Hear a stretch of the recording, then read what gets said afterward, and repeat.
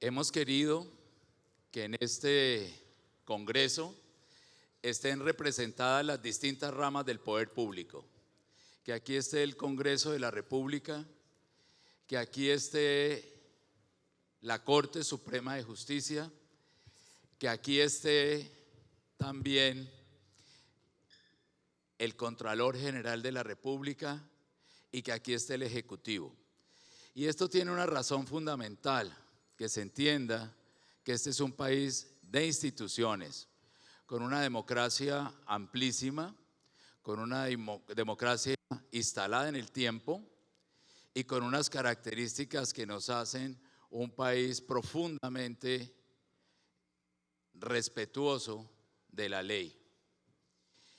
Hay una condición fundamental que es la de la operación de la sociedad. Antana Mockus dice que una sociedad funciona cuando los principios y valores de las personas se aplican, cuando hay control social a la actividad de las personas y cuando la ley tiene cumplida ejecución. Esto es muy importante porque sin duda la seguridad jurídica es el principal inspirador de la confianza, el principal inspirador de que pueda existir la empresa. La empresa se mueve como sujeto dentro de la sociedad con una condición muy particular, es la condición del riesgo. Es inherente a la empresa el riesgo. En consecuencia, quienes gestionamos el riesgo tenemos que estar procurando que se morigere, ese riesgo sea el menos impactante para la actividad de las personas y la actividad de las empresas. Es por eso que tengo el honor de coordinar un panel en el cual tenemos al presidente de la Corte Constitucional, al doctor Fernando de la Corte Suprema de Justicia, el doctor Fernando Castillo Cadena, que está con nosotros. Hizo una jornada intensa para llegar y estar con nosotros.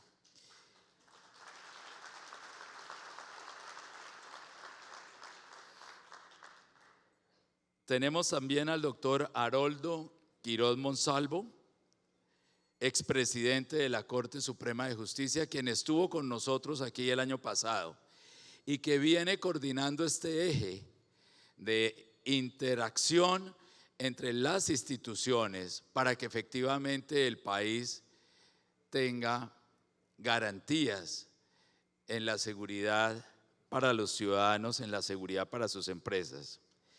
Y he dejado de última, pero no por ello menos relevante, a una persona espectacular, que es Ana Fernanda Mayhuasca. Ana Fernanda Mayhuasca es quien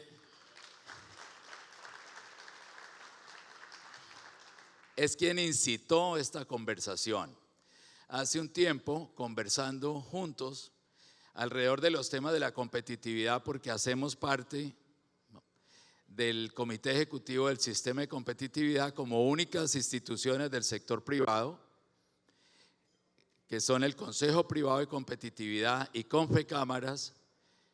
Ella me dijo, una de las cosas que me preocupa es que el país entienda que la competitividad tiene también que ver con la interpretación de las leyes, con la conceptualización sobre los principios constitucionales y legales, y sin ellos vamos a tener siempre un freno en nuestra actividad por cuenta de no poder entender a cabalidad lo que los jueces y magistrados de la República van construyendo en su doctrina y jurisprudencia. En este sentido, pues ya vemos cómo la estabilidad es fundamental, la reducción de los riesgos, sin duda, es fundamental el tener una regulación económica eficiente que permita efectivamente entender que esos principios que rigen el mercado, esos principios que rigen la actividad de los particulares y de las empresas se cumplen, la protección de los derechos, en donde es fundamental para nuestros empresarios entender que sus derechos están tutelados, y por supuesto condiciones que tienen que ver incluso con ciertas relaciones como el acceso al crédito, que es fundamental, como lo hemos visto a lo largo de esta conversación. Yo creo que cuando se habla de un ecosistema que le dé soporte a la actividad económica, allí está la Corte Suprema de Justicia presente. Con este preludio, que no está a la altura de mis interlocutores, lo que quiero decir es bienvenidos y muchas gracias.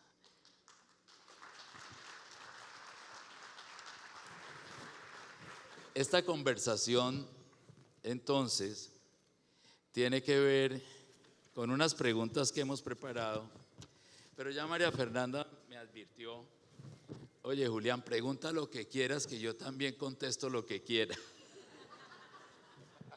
Y está bien, ustedes saben que ella es así y la queremos mucho por esa misma condición, que es absolutamente maravillosa. Entonces, lo que sería de suyo muy importante es entender, a ver si yo traje aquí las preguntas, ¿las tienes ahí? Porque los temas, no sé dónde las dejaron, porque vamos a hacer el siguiente ejercicio, temático. Por un lado, entonces, unas respuestas a unas preguntas generales y por otro lado, unas respuestas a unas preguntas particulares. Entonces, la primera ronda de preguntas, para lo cual tenemos 5 minutos máximo de cada uno de los intervinientes, es: ¿de qué manera consideran ustedes que el desempeño institucional en Colombia ha contribuido al mejoramiento de las condiciones de desarrollo, bienestar y productividad del país? Esta sería una pregunta en general, y quizás aquí me cuesta mucho trabajo la categorización. ¿Quién quiere empezar? Ana, ponle el picante. Bueno, muy buenas tardes a todos y a todas quienes nos están acompañando. Un placer ver las caras que no conozco y las caras que conozco, y sobre todo realmente un honor poder estar aquí sentada. Julián, en efecto, me da mucha emoción que a uno le paren bolas. Porque sí, en efecto, quizás no solamente con mi camiseta como presidente del Consejo Privado de Competitividad, pero en general con la camiseta que llevé durante muchos años de mi vida como funcionario público, en muchísimos de ellos como parte del Estado, no del gobierno. Una preocupación que me aquejaba sistemáticamente es que en estos encuentros me hacían falta los jueces y me sobraba un poco de arrogancia de mis colegas los economistas. Y en consecuencia que sentir que de alguna manera nos encontramos cada vez más a menudo, porque no es el primer encuentro en el que tengo el placer de escucharlos, me parece una excelente noticia para el país. Yo no creo, digamos, que en estos diálogos en los que tratamos de encontrarnos para buscar cuál es ese rumbo en el que todos queremos estar acompañándonos, vaya en desmedro de ninguna de las independencias, de ninguna de las instituciones que existen en Colombia, en las cuales lo que queremos es compartir ideas precisamente para la construcción de esos motores de desarrollo y de productividad que mencionabas. Yendo entonces a la pregunta, para que no digan que no las contesto. Estrictamente, si pensamos que nos ha pasado en productividad, pues todo lo que hemos hecho no nos ha bastado, porque la productividad del país no es buena. Eso no quiere decir que las instituciones que hayamos construido no hayan contribuido a esa productividad. Eso quiere decir que lo que hemos hecho ha sido afortunado porque quizás estaríamos en otras condiciones si no hubiéramos hecho los esfuerzos institucionales que hemos hecho en Colombia. Y también quiere decir que tenemos un arduo trabajo y un camino por recorrer. Y yo creo que ambos mensajes son relevantes. El primero es reconocer que Colombia tiene unas instituciones fuertes, unas instituciones que muchas veces llenamos de muchísimos apellidos. Y yo creo que parte de las razones por las cuales a mí estas conversaciones me parecen valiosas es porque hay una responsabilidad de la sociedad de entender el marco de acción de los jueces, porque si no lo entendemos tampoco vamos a ser capaces de valorar la forma en la que eso nos sostiene y nos mantiene, voy a decirlo así, sobrios, en unos marcos de actuación que son importantes en términos de construcción de confianza. Y creo que tenemos ejemplos muchos. Este es un país que ha sufrido los embates de una gran cantidad de choques que el resto de la región, que en muchas cosas se parece a Colombia, no ha tenido que sufrir. Y sin embargo, les quiero dar el siguiente dato. Cuando ustedes hacen las comparaciones de los crecimientos de largo plazo de los países de Latinoamérica junto con Colombia, yo creo que la primera tentación que los colombianos tenemos que decir es decir, a nosotros nos tiene que ir terrible, porque a nosotros nos encanta decir que somos terribles, excepto en fútbol, donde quizás sí somos terribles. Mentira, mentira, tranquilos, vamos a ganar, no se preocupen, tranquilo, tranquilo. Pero en realidad no somos terribles. Nos va mejor que a casi todos los países de Latinoamérica, con excepción de Paraguay, pues que en términos además de tamaño pues no es comparable a este mamotreto que somos nosotros en Colombia.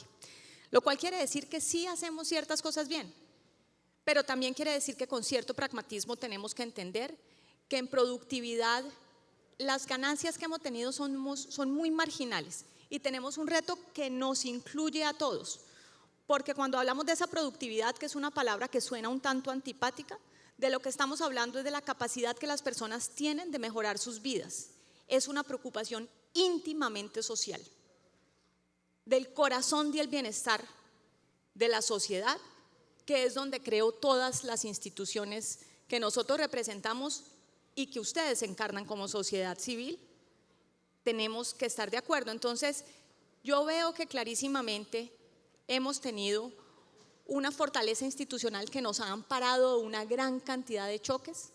Veo los resultados y también creo que con pragmatismo tenemos que sentarnos a decir, hay algo en lo que todavía no logramos entregarle a esta ciudadanía las herramientas que necesita y que conjuntamente nos respondamos cuáles son esos algo y qué podemos hacer en conjunto para solucionarlo mejor. Gracias, Ana Fernanda. Presidente. Bueno, muy buenas tardes a todos. Gracias, Julián, por la invitación, sobre todo por colocarme también con Ana Fernanda, a quien admiro, desde tiempos del Ministerio de Hacienda, luego Banco de la República, por la autonomía por allá. Y al doctor Aroldo, mi reconocimiento como expresidente, que lo es de la Corte Suprema de Justicia, quien nos ha puesto en la agenda de la justicia abierta. Entonces, antes de iniciar a responder la pregunta, tengo que decirles lo siguiente. Nosotros los jueces tenemos unos principios de actuación judicial bastante estrictos que son independencia, autonomía e imparcialidad. Pero la imparcialidad se logra cuando los jueces también salen a estudiar, a comprender las realidades económicas y sociales para tratar de, sin sesgos, y vencer sus prejuicios, ¿cierto, Andrés? Se me olvidaba eso, vencer sus prejuicios para lograr fallos que lleven a un orden económico, político y social justo. La justicia abierta se trata de esto, de lo que estamos haciendo en un ejercicio desde el año pasado, desde la presidencia del doctor Aroldo, es hablar con todos los interlocutores, decirles aquí estamos, rendir cuentas. Decirle, mire las cosas como son, cómo se ven desde la justicia.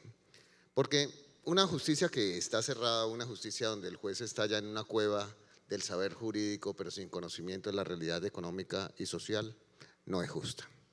Entonces, desde ese punto de vista, voy a empezar a hablar.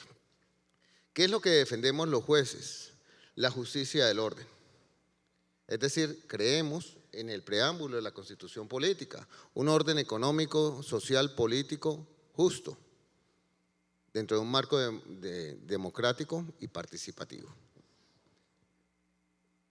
Puestas las cosas así, tenemos mucho que reflexionar acerca de la Constitución de 1991.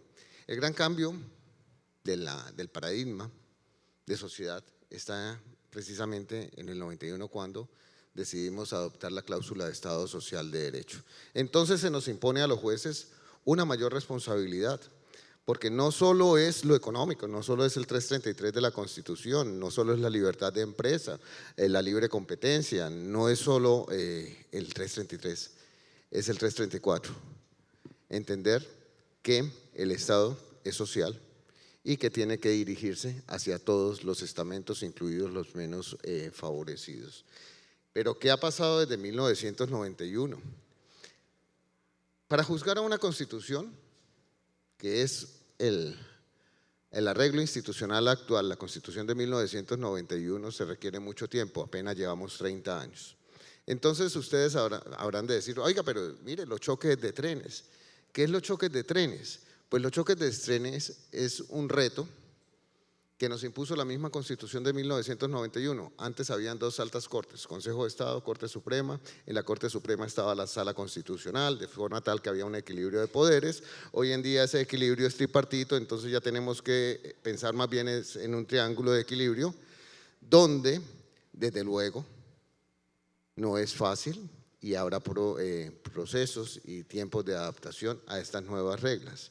Sin embargo, lo que sí quiero decirles es que la justicia ha venido caminando de manera silenciosa, pero de la mano de los cambios que implica y que impone la Constitución de 1991.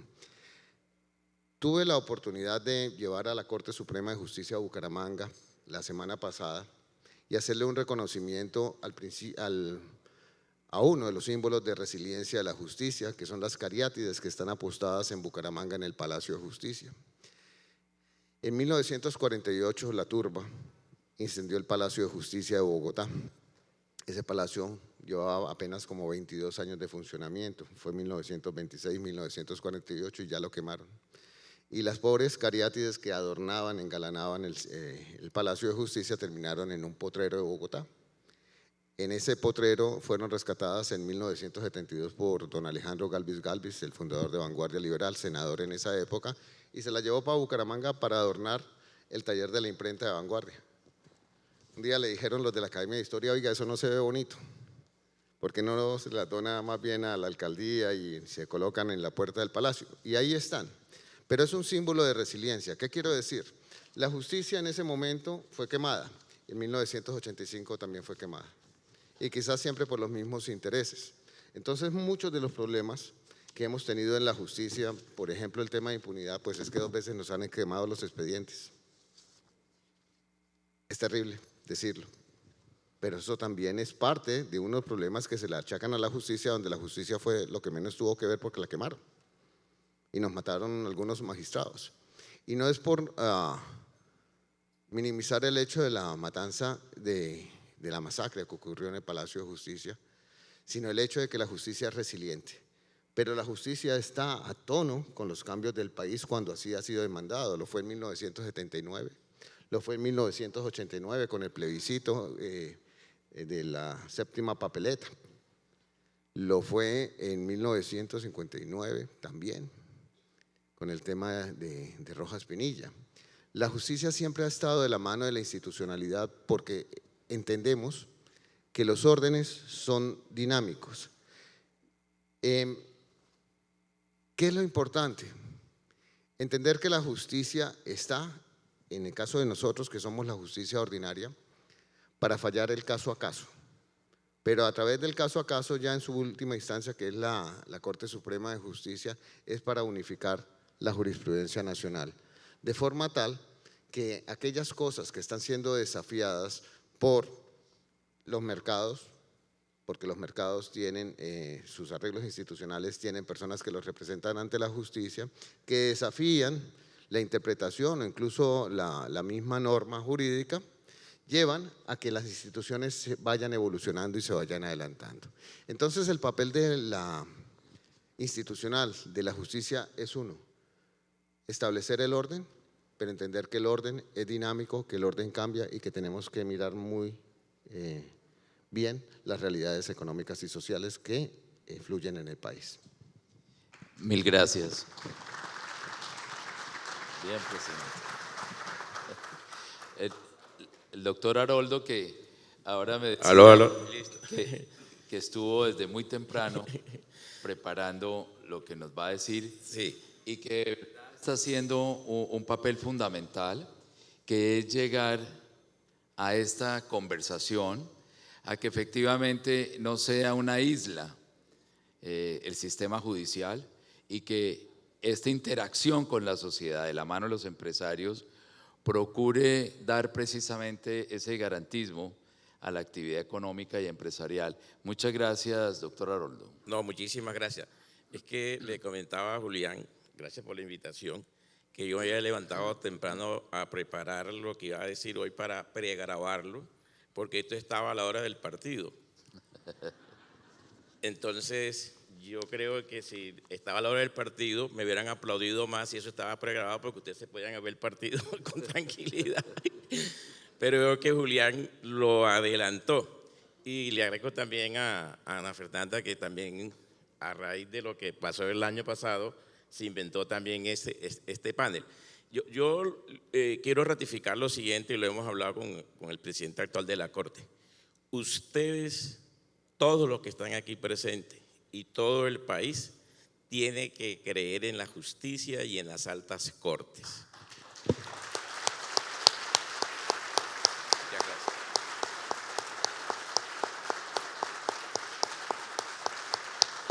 Lo hemos demostrado. No somos cortes de bolsillo, somos cortes que respondemos a una institucionalidad, y la hablábamos ahorita con Ana Fernanda y lo hablábamos con Julián. Y ese prejuicio y eso es imaginativo en que las cortes no puedan unirse con los gremios económicos, eso hay que romper con eso, porque los gremios económicos tienen que creer en la seguridad jurídica que le dan sus jueces en las tomas de decisiones. Entonces, por lo tanto, crean en las cortes, y que la corte responderá al sistema democrático para mantener la institucionalidad, que es un poco lo que hablaba Ana Fernanda. Colombia se ha caracterizado por una sólida institucionalidad, tú lo decías, ¿sí? Aunque atacada por factores vinculados a la violencia, que no lo podemos negar. El respeto a las instituciones ha sido una constante. Por ejemplo, en los últimos 60 años, y respondo por ello porque es mi edad, ¿sí?, se ha respetado el sistema democrático, como se expresa en el hecho de que no han existido tomas abusivas del poder, y creo que también lo manifestabas. Además, se ha respetado el sistema de pesos y contrapesos, ¿sí?, expresado en la autonomía de las ramas del poder público y demás órganos autónomos. Esto no excluye la existencia de críticas, ni más faltaba, reclamos y hasta exigencias, pero sin que en ningún caso se propenda por la supresión de las instituciones o la usurpación de su rol en la sociedad. La rama judicial es parte de esa institucionalidad. Desde la creación de la República se reconoció como una rama independiente, ¿sí?, y en toda su existencia se ha respetado su rol como órgano esencial para el control de las otras ramas y solucionar los conflictos que afectan a la colectividad, ¿sí? Y como parte de la institucionalidad, Julián, la rama ha propendido por el reconocimiento de las instituciones necesarias para el desarrollo económico, que tiene que ver con estos 2 días que ustedes están trabajando aquí. Por lo tanto, las cortes han trabajado primero el respeto a la autonomía privada, es decir, la posibilidad de autorregularse cada uno de los gremios económicos, inclusive en la celebración de sus propios contratos, como el contrato de factory, ¿sí? Puedo colocarlo como ejemplo. Segundo, nosotros hemos tratado de que la propiedad privada, como segundo punto, hemos reconocido del derecho del dominio a los bienes adquiridos a través de las normas civiles o comerciales. Y en eso nosotros hemos tratado de fallar en relación cuando se hacen las reivindicaciones por parte de los propietarios, ¿sí? Y segundo, si hay un poseedor, también hemos respetado los temas de la posesión. Tercero, la libertad regulada por materias con implicaciones económicas. Se reconoce la libertad a las personas para regular por medio de las declaraciones de voluntad aspectos con clara independencia económica como los contratos, y aquí hablo del contrato del ICI, ¿sí? Y por último, hemos evitado y hemos trabajado en decisiones de evitar prácticas abusivas y de hecho hemos sacado decisiones como la decisión del levantamiento del velo corporativo, que consiste en ¿qué? Que consiste en el desconocimiento por la vía judicial del sistema de separación patrimonial surgido con ocasión de la constitución regular del ente mercantil para hacer responsable patrimonialmente a alguno o a algunos de sus socios o accionistas o administradores o quienes se beneficien de un determinado acto fraudulento de las obligaciones derivadas de esta, así como de cualquier daño causado a terceros. Por lo tanto, hemos ido estableciendo la seguridad jurídica en la tranquilidad de estos aspectos que acabo de mencionar. Es que no es poca cosa, doctor Haroldo. Ustedes saben que Castillo llevó las cariátides de Bucaramanga, porque él es de allí. Y estaba viendo este panel que es una buena representación de nuestra región.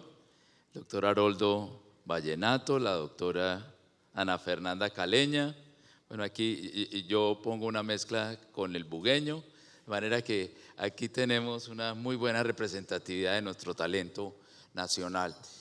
La segunda pregunta tiene que ver con asuntos de sostenibilidad y responsabilidad empresarial.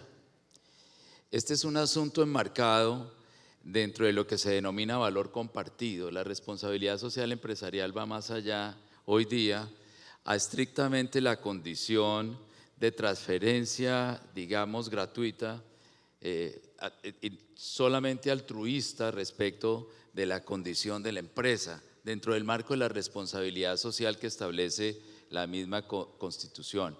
Entonces, ¿cómo pueden las instituciones incentivar y regular prácticas empresariales éticas y sostenibles para contribuir al desarrollo económico y social del país?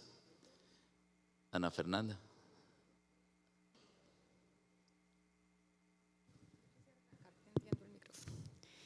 Yo quisiera decir la primera cosa que a mí me mortifica. A mí me mortifica cuando hablamos de responsabilidad social, porque me da la sensación de que nos abre la licencia.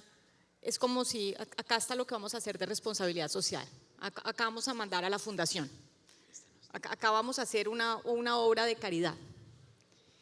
Y yo genuinamente estoy convencida que esa no es la lógica con la que tienen que operar en el sector productivo. En el sector productivo, yo creo que cada vez va a ser más material, rige un principio que es un principio económico. A nosotros lo que nos enseñan en la universidad, así todo el mundo nos critique porque estamos llenos de supuestos, es hacer una cosa que suena antipática, pero no lo es, que es a maximizar las utilidades y en el caso de la sociedad del bienestar. Cuando hacemos eso, tenemos que definir un horizonte de tiempo. Uno tiene que definir si es en 1 año, si es en 10 años, si es en 20 años. ¿Qué hizo el cambio climático por nosotros y el cambio tecnológico y la transición demográfica? Hacer que dejáramos de mirar el horizonte más inmediato y que forzosamente tuviésemos que pensar en horizontes más amplios de tiempo.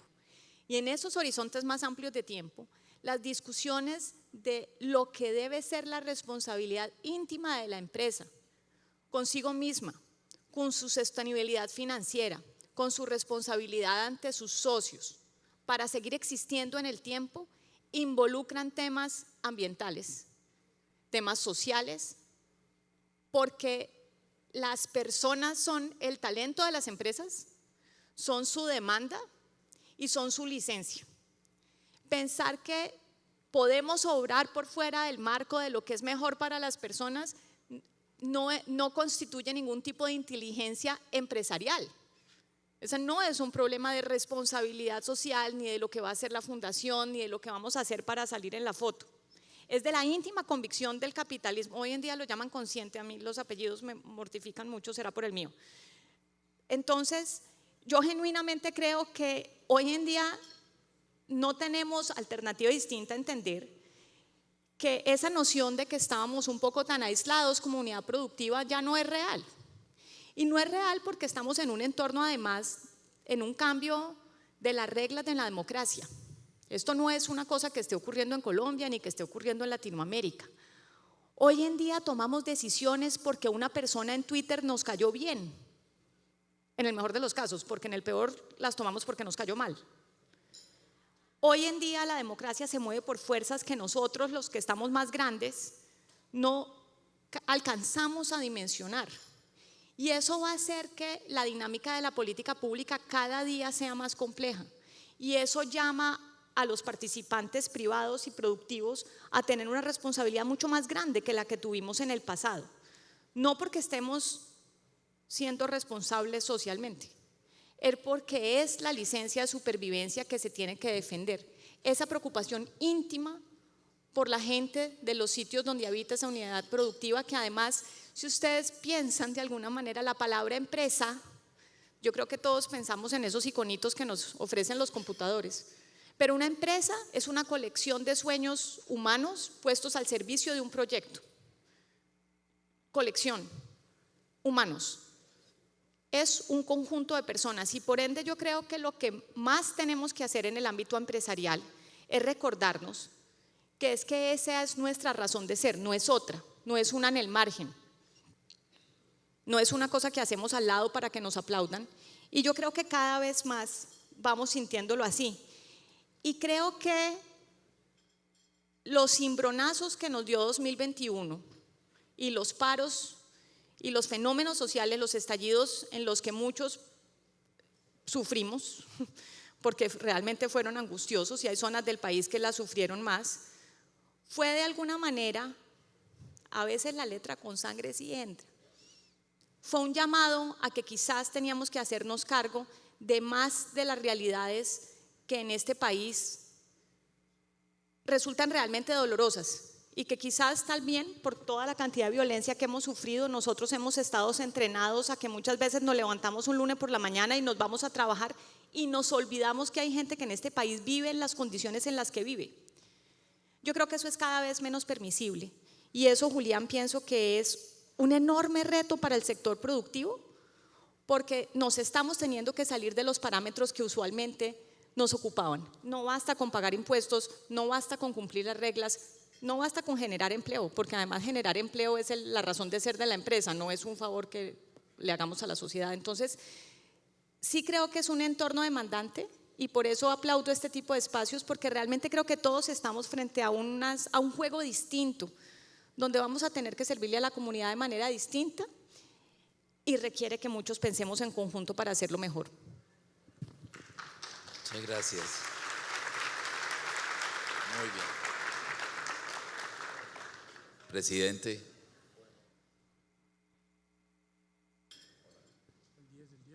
Hola.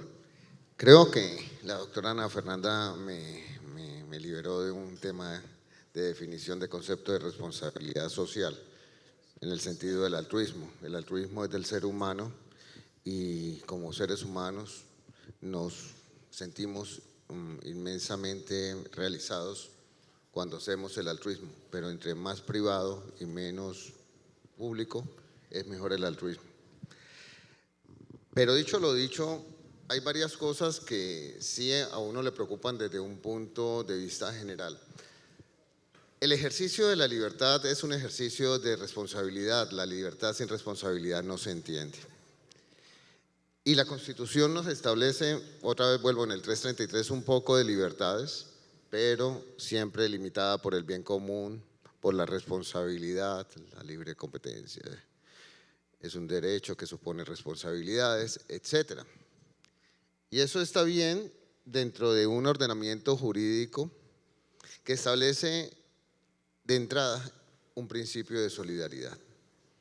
¿Cómo la responsabilidad social se ve incentivada por los fallos de la justicia? Pues de muchas maneras. En la justicia del contrato de trabajo, en la justicia de los contratos civiles y comerciales, en la reprensión del delito, ¿sí? Más grave cuando se trata de bienes y dineros públicos, pero en cualquier delito se lleva un mensaje igual: libertad con responsabilidad. Si usted comete un delito, no es responsable, no solo consigo mismo ni con su familia, sino con toda la sociedad.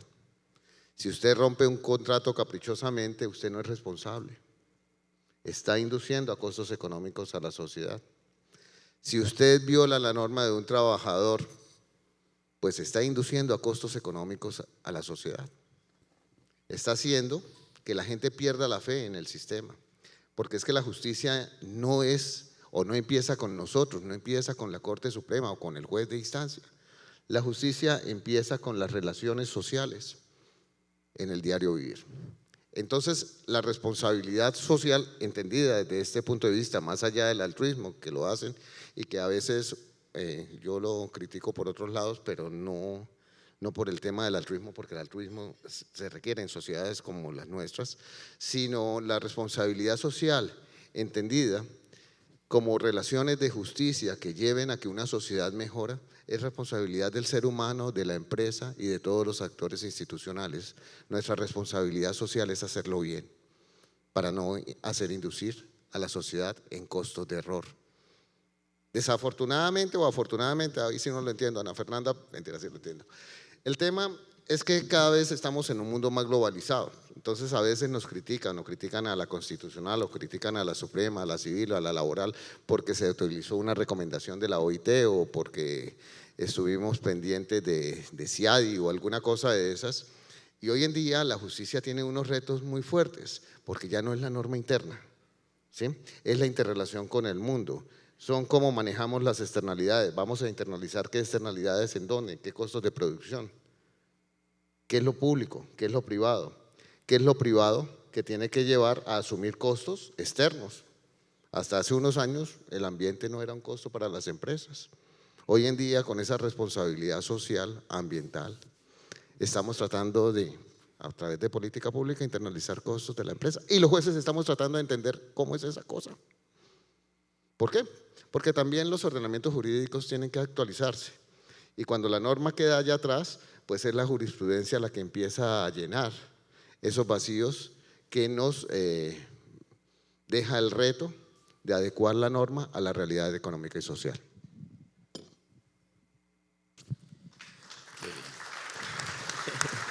Julián, cuando me mandó esta pregunta, yo dije, caramba, Julián, como dicen los abogados, no estás haciendo es un preparatorio.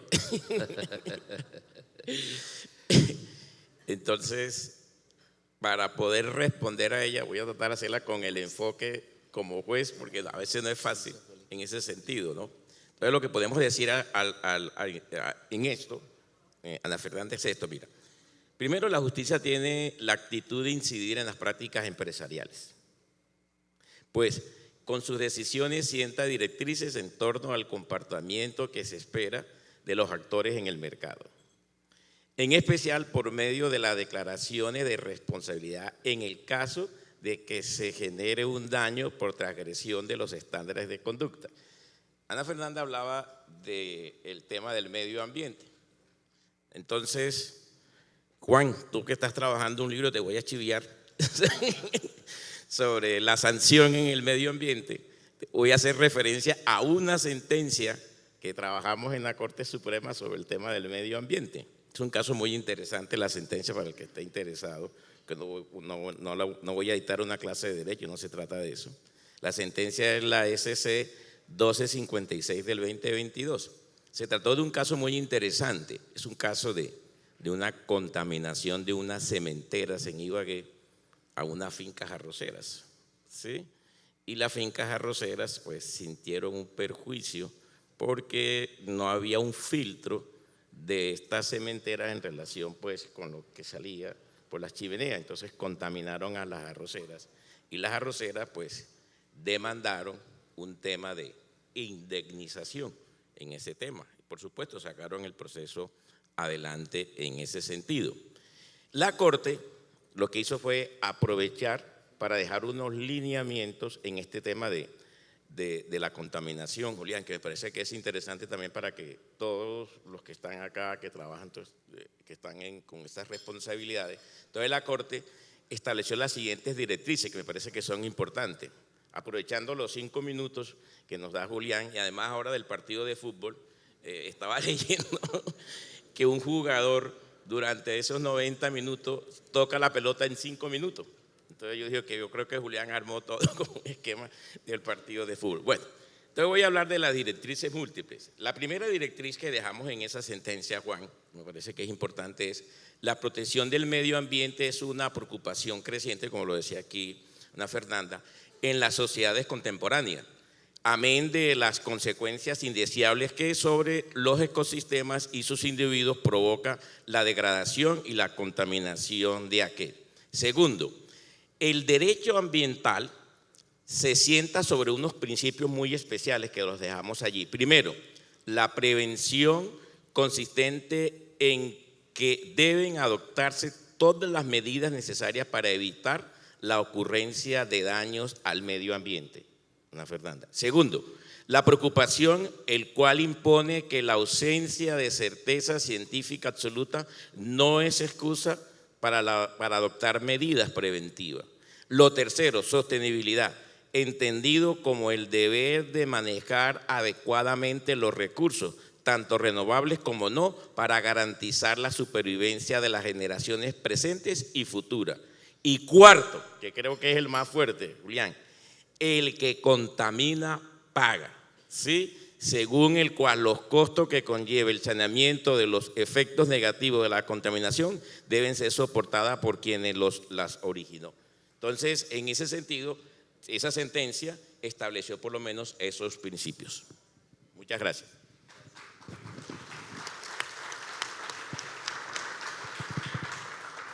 Gracias. La realidad es que cada vez menos creemos que las cortes van a tener que dirimir este tipo de conflictos.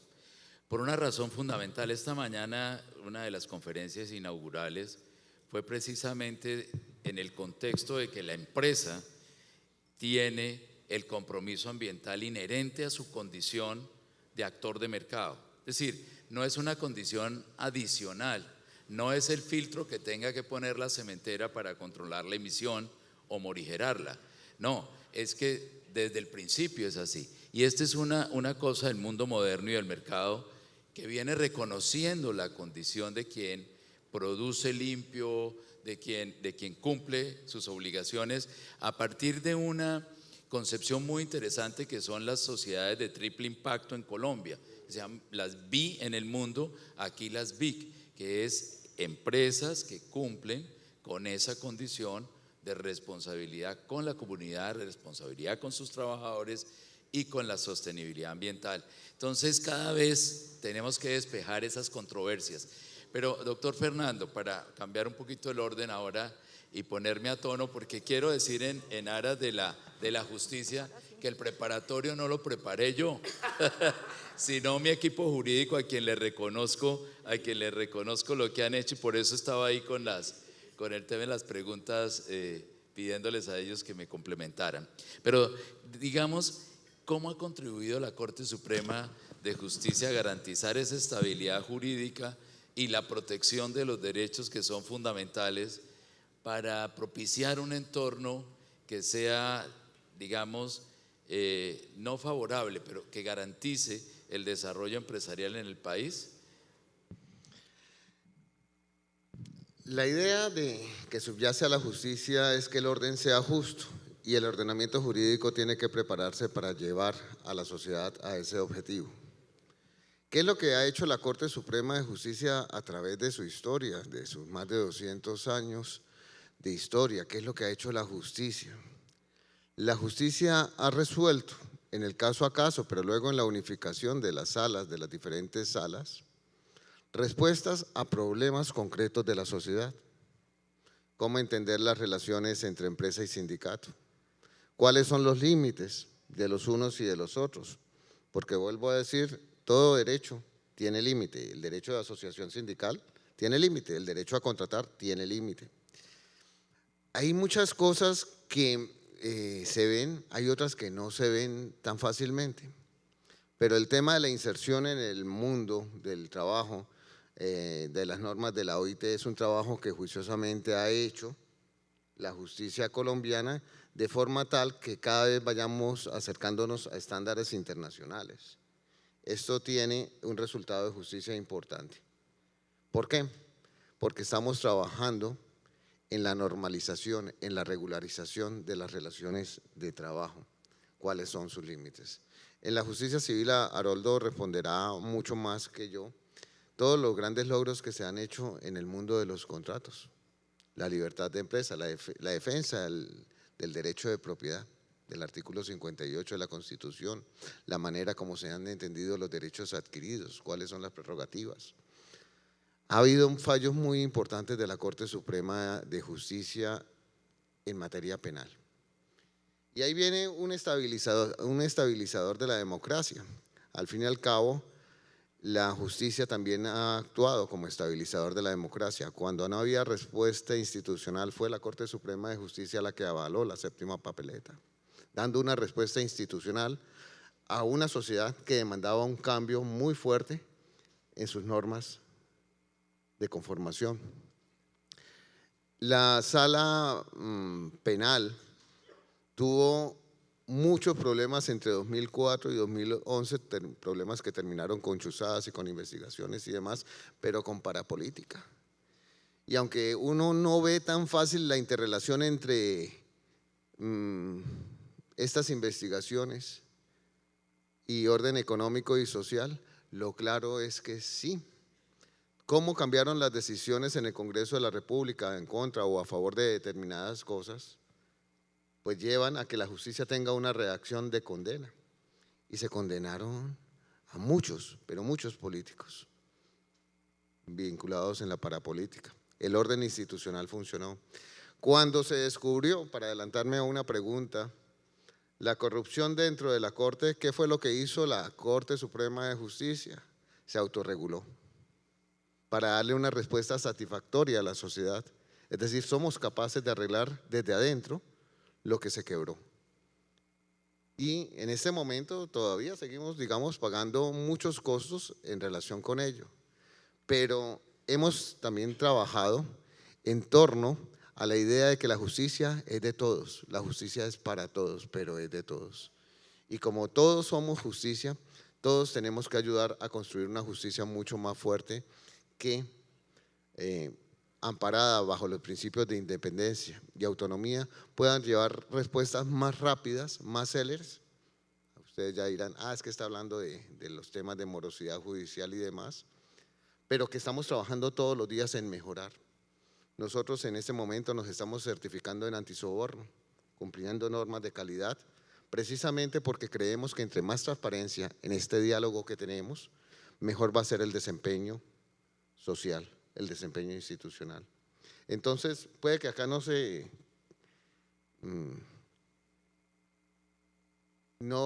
varíe la norma, pero sí se varía la cultura institucional, lo que lleva a una variación en el desempeño institucional, y lo que pensamos ahí es que el desempeño general de la sociedad mejora cuando la justicia también actúa.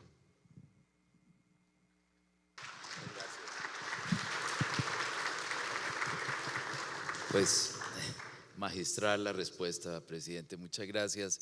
Ana, yo quería que tú contaras lo que vienes haciendo para que esto de la competitividad y la productividad sea fruto también de esta interacción público-privada con un abnegado sentido de que los intereses del país realmente son superiores estrictamente a la condición de buscar la maximización de las utilidades, es decir, de pensar que aquí hay algo más en la competitividad y la productividad que también tiene que ver con esta interacción.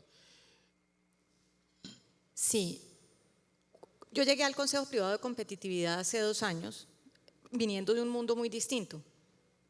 La Junta Directiva del Banco de la República, quizás en el ámbito de lo que es la preocupación conceptual, es casi que ortogonal a la discusión de competitividad. En la Junta Directiva del Banco se ve la macro, que es como veo yo de cerca, borroso. Uno se aleja de una gran cantidad de otros detalles para poder tomar las mejores decisiones del colectivo. Que de hecho es una pregunta que yo creo que cada vez más nos va a recoger a todos. Ese conflicto que muchas veces existe entre tutelar el derecho individual y lo que nos genera en términos de resultado colectivo. Yo, como les decía, vengo de un mundo aburrido. Antes de la Junta Directiva del Banco de la República, peor, trabajaba en la Superintendencia Financiera. Y ahí uno ve los ejemplos puntuales de cómo se enfrentan esos dos derechos. Yo levanto la mano y digo, yo tengo derecho a un crédito. Yo soy el consumidor, necesito protección individual al consumidor, Ana Fernanda Mayhuashka. Pero en ciertos ciclos del crédito, si le dan mucho crédito a Ana Fernanda Mayhuashka, podemos estar poniendo el riesgo los ahorros de todos ustedes. ¿Cuál es el derecho que tiene que prevalecer? Y como sociedad, ¿cómo armonizamos esas dos cosas? Son preguntas a veces antipáticas, porque muchas veces hacen que quienes estemos llevando la camiseta de la reflexión nos acusen que estamos de un lado o de otro, y no, son las preguntas pragmáticas que tenemos que resolver. Si de alguna manera, tanto en las normas como en la instancia judicial donde se protegen, estamos mirando, por ejemplo, al trabajador individual, hasta qué punto estamos excluyendo con esa protección o estamos cerrando las puertas o haciendo más angosta la entrada del informal, del desempleado. ¿Y hasta dónde tenemos que considerarlo? No necesariamente lo tiene que considerar el juez, lo tiene que considerar el legislador o lo tiene que considerar el regulador, pero todos somos parte del mismo problema y todos tendríamos que ser parte de la construcción de la solución. Fíjense que este no es el problema de la gran empresa. Cuando yo llegué aquí, a mí me hablaban de competitividad, yo veía la cara de la gente pensando, venga, este está hablando de alguna empresa grandota que habla en inglés. La competitividad es la capacidad que todos ustedes, pero sobre todo que las personas que no están aquí sentadas y probablemente no van a estar aquí sentadas durante su vida tienen, de soñar con poder estar aquí sentados. Y que ese sueño en efecto se vuelva realidad, o como un comediante de mi época decía, que los hijos de uno sean 2 estratos más que uno. Ese es el sueño legítimo de toda sociedad. Y eso es de lo que se trata la productividad. No se trata de defender empresas, se trata de defender una palabra que ha sido muy vilipendiada, que es el mercado. El mercado es donde la sociedad humana se encontró para colaborar. Claro, una parte de la colaboración es competir. Es que yo siempre tomates más bonitos que el vecino. Yo no sé quiénes de aquí han tenido la fortuna de crecer cerca o visitar a menudo un pueblo en Colombia. ¿Y quiénes han bajado al día de mercado? ¿Y quiénes han visto los borrachos del día siguiente? El día de mercado es el día donde la sociedad se convoca, se reúne, discute, pelea, colabora, hace nuevos amigos, se encuentra que hay otra cosa que sembrar. Ese es el mercado. Eso es lo que defendemos. Eso es lo que está detrás de la productividad. Ese es el bienestar social, de que las personas puedan encontrar una forma de vivir mejor al otro día, de que sea distinto, que sea domingo que lunes. A mí no me gusta trabajar los domingos, por si acaso. Eso es legítimo. Y eso no tiene por qué de alguna manera quedar relegado a la idea de que esa es una pugna por una utilidad grosera o vulgar, porque no lo es. Es el íntimo sueño que tenemos los seres humanos de prosperar y que tengamos las herramientas para hacerlo. Yo les voy a dar un dato de gracias.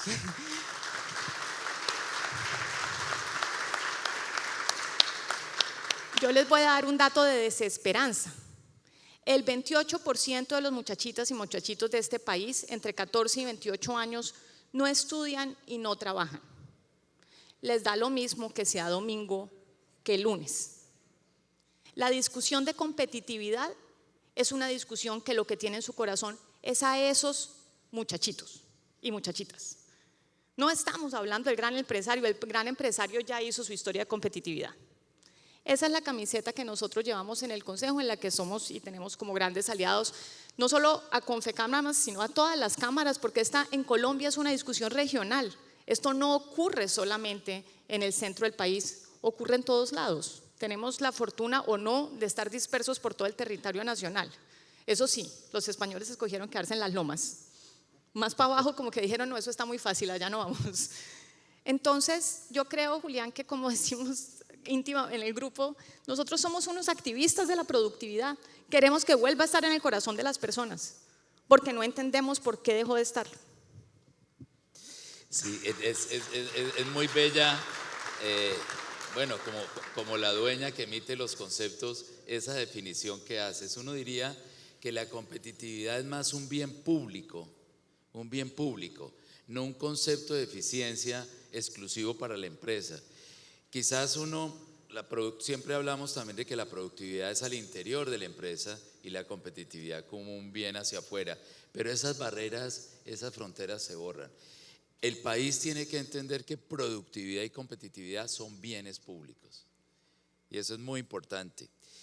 Doctor Haroldo, ese acceso a la justicia y la protección de los derechos de propiedad son fundamentales para el desarrollo empresarial.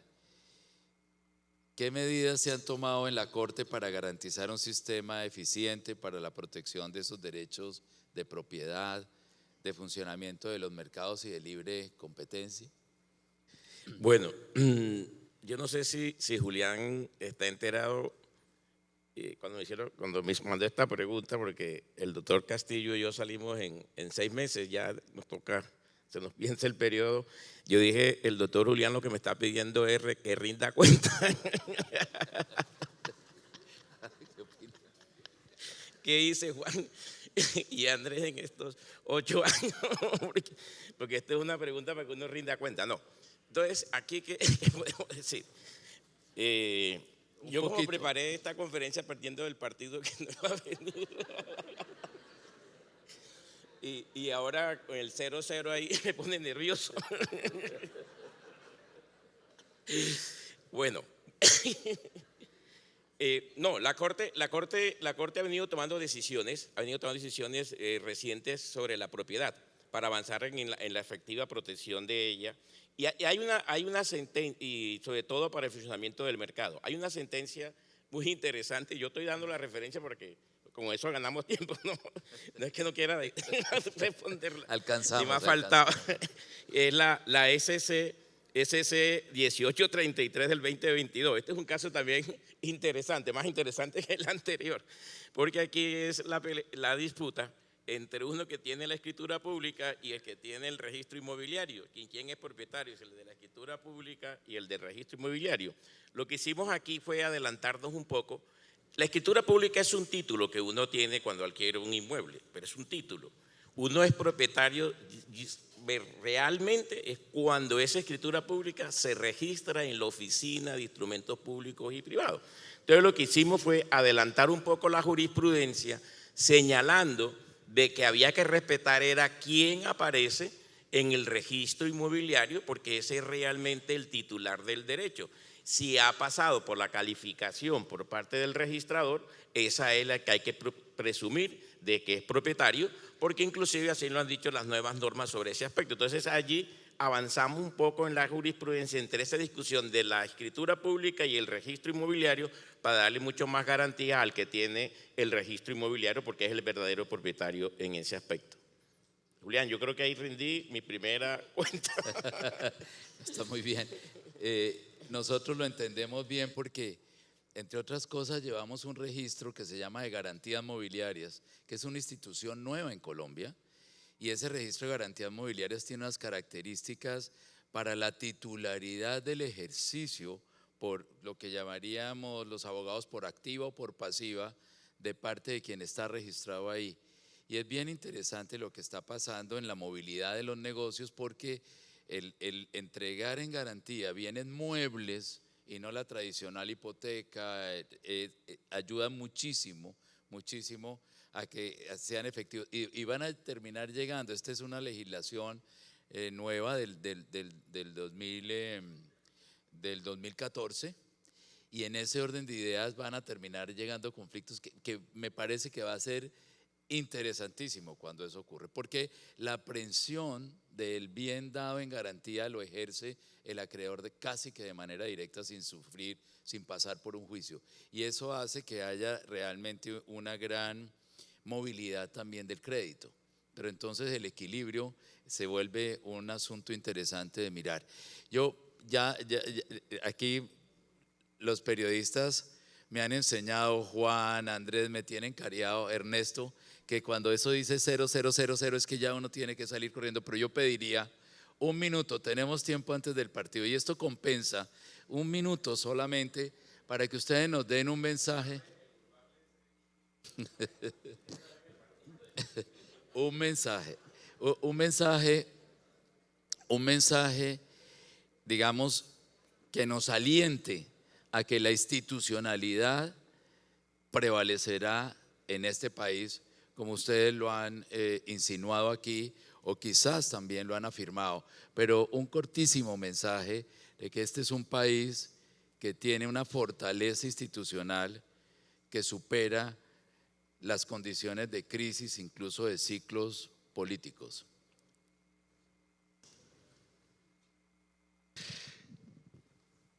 Uno podría decir que llevamos 30 años en crisis continuas, porque nos estamos amoldando a nuevas realidades económicas y sociales.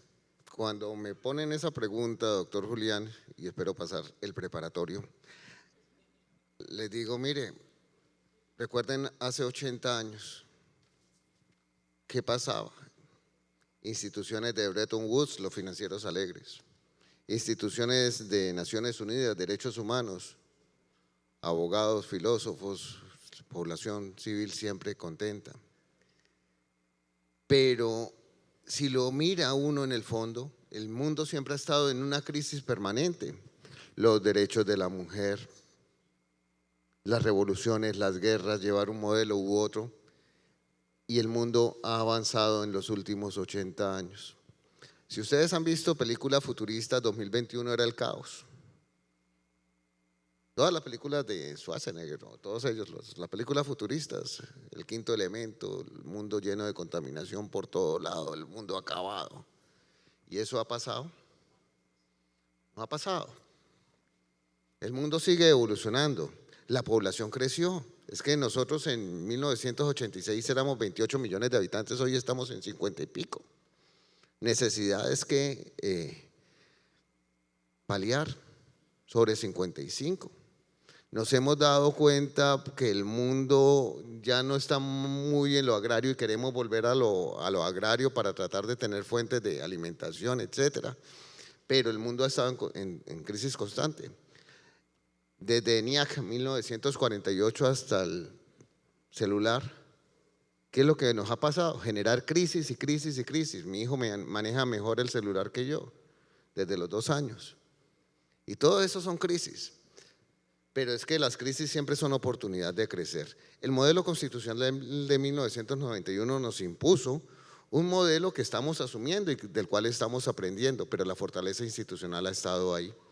Las cortes, todas las cortes, pero voy a hablar de la mía. La Corte Suprema de Justicia siempre ha dado la cara a la realidad del país. Vienen los temas álgidos de criminalización, vienen los temas álgidos de derecho privado, vienen los temas álgidos del derecho laboral y de la seguridad social, dando respuestas permanentes a los cambios, porque vuelvo a decir, estamos en un mundo global, ya no es la normatividad interna, estamos interactuando con muchos sistemas jurídicos a la vez y estamos tratando de encontrar una coherencia entre todos estos sistemas jurídicos. Y ahí estamos como Corte. En cuanto al orden interno, pues nosotros somos poder público del Estado y lo tenemos claro. Nosotros respetamos las competencias de la Corte Constitucional como parte de la rama judicial colombiana, las del Consejo de Estado y las de la Corte Suprema. Eventualmente chocamos, pero chocamos por alguna razón jurídica. no por lo que representamos. El Poder Judicial colombiano está para solucionar los conflictos de los ciudadanos y los conflictos de los ciudadanos con el Estado y los conflictos que se surtan también entre instancias internacionales. Esa es la rama judicial. Y la rama judicial va a seguir siendo independiente, autónoma, íntegra, que la integridad es lo que me permite en este momento hablarles a ustedes. Íntegra sabiendo que yo puedo tener una conversación con cada uno de ustedes y ninguno de ustedes me va a tocar, porque yo no me voy a dejar tocar. ¿Sí? Porque es que en qué día me preguntaron, bueno, pero es que la integridad es que los grandes poderes económicos, muy de la mano con Haroldo, es que son los grandes poderes económicos los que tocan a los magistrados, los que tocan a los jueces. No, uno tiene más riesgo de que lo toque el mejor amigo de uno que un gran poder. ¿Por qué? Porque esa es la sociedad, esa es la interacción, esa es la confianza y a veces se abusa de la confianza. Pero lo que quería decir para recortar un poquito la respuesta es, nosotros somos terriblemente institucionalistas y eso, por ejemplo, se lo he dicho al señor presidente de la República. Nosotros defendemos a capa y espada la presidencia tanto como defendemos el Congreso, tanto como defendemos a la rama judicial dentro de las competencias propias que nos otorga la Constitución y la ley. Y dentro de ese marco nosotros siempre vamos a actuar. Hemos actuado, vamos a actuar y seguiremos actuando. Esa es mi respuesta. Muchas gracias. Maravilla. Para llevar, Ana, un mensaje de esos finales. Yo realmente creo que a mí me genera muy poca preocupación la institucionalidad del país. Yo sé que nos gusta decir que está en riesgo, porque a nosotros nos gusta sentirnos en crisis también, es como una vocación nacional. Pero como mencionaba el presidente, nosotros somos un país institucionalista. Piénsense en cualquier instancia. Somos institucionalistas, las crisis más profundas de la democracia de este país las solucionamos dentro de nuestra institucionalidad, incluso todos rasgándonos un poco las vestiduras. No somos Perú, no somos Ecuador, no nos toca anotar quién es el presidente de la República para que no se nos olviden cuál vamos. Esa no es Colombia. Si ustedes me preguntan a mí, Julián, mi gran temor es porque dentro de esa institucionalidad nos cuesta innovar. Mi gran temor no es lo que conservamos, sino lo que no hacemos. Porque de alguna manera también nos hemos acostumbrado tanto en esta cantidad de choques, de violencia, de trauma que vivimos como sociedad, a confiar excesivamente en la norma. La norma ordena, pero la norma atrapa. Nos quita flexibilidad, nos quita creatividad, nos quita ganas de hacer las cosas. Para quienes estén en este salón y hayan sido funcionarios públicos, uno empieza a responder en automático, no, eso no es lo que dice la norma. Uno deja de responder, esto es la solución más inteligente, o esto es lo mejor para lo que estamos pensando, o si esto tiene que cambiar porque con inteligencia artificial pues esto va a ser distinto. Lo que contestamos es no, eso no es lo que dice la norma, vaya, busque sus facultades. Entonces yo francamente, Julián, confío enormemente en nuestras instituciones, confío bastante menos y quisiera hacer un llamado para que dentro de ellas pensemos en cómo innovamos. Porque esa cultura, esa fortaleza nos ha sostenido, pero no nos está generando suficiente producción y riqueza para todas las personas que viven en este país. Entonces tenemos que usar esa creatividad para crear. Bueno, doctor Haroldo, aquí gracias, Julián. pusieron un punto. Yo quisiera terminar con la frase o lo que dice un profesor mexicano, Ricardo Uvalle, que es profesor de la Universidad Autónoma de México. Él dice lo siguiente, Julián y todos los que están aquí presentes, él dice: una economía sin democracia da paso a políticas avasalladoras que anulan la iniciativa de los particulares y demás grupos sociales que tienen interés en su desarrollo. Las políticas avasalladoras destacan más lo administrativo sobre lo democrático, lo burocrático sobre la discusión, lo estatal sobre la creatividad individual y social.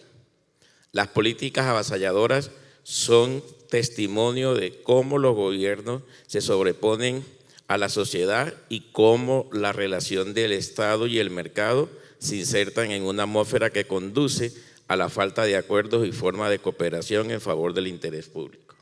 Por lo tanto, en cambio, introducir las prácticas de democracia permite oxigenar el ambiente institucional de la economía. Quisiera terminar con eso. Muchas gracias. Muchas gracias. Bueno, presidente, un llamado a la autonomía. ¿Cómo es el asunto de la autonomía? Ya para cerrar, de verdad. No se me inquieten allá. Vuelvo al punto de la actuación judicial. Estaba hablando yo de los principios de autonomía, independencia, imparcialidad, integralidad, de corrección del juez. Pero llamo la atención sobre un punto que me permite tener la misma fe que la doctora Ana Fernanda. La Constitución de 1991 está basada sobre autonomías. Autonomía de la justicia, autonomía del Banco de la República, autonomía. Miren cuántas veces está repetida, y esto es un examen de preparatorio para los que me hicieron el preparatorio, cuántas veces la palabra autonomía está inserta en la Constitución Política de 1991. Porque las autonomías lo que nos traen es el equilibrio, los pesos y contrapesos suficientes para que la democracia resista cualquier riesgo que haya, riesgo económico, riesgo social, riesgo político, cualquiera que sea.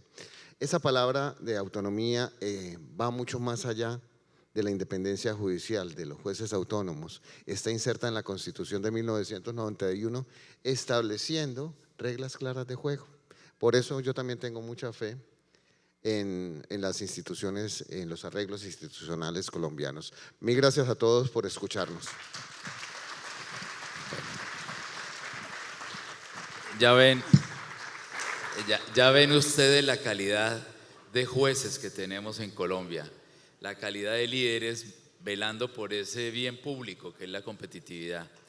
En realidad cada vez se avanza más en el concepto de un país mejor, de un país más institucional, de un país que tenga confianza, de un país que tenga fe, de un país que vea que hay un futuro. De manera que gracias por sus palabras tan calificadas, pero tan esperanzadoras también. Muy amables. Muchísimas gracias, Julián. Muchísimas gracias a nuestros ilustres panelistas por este especial segmento.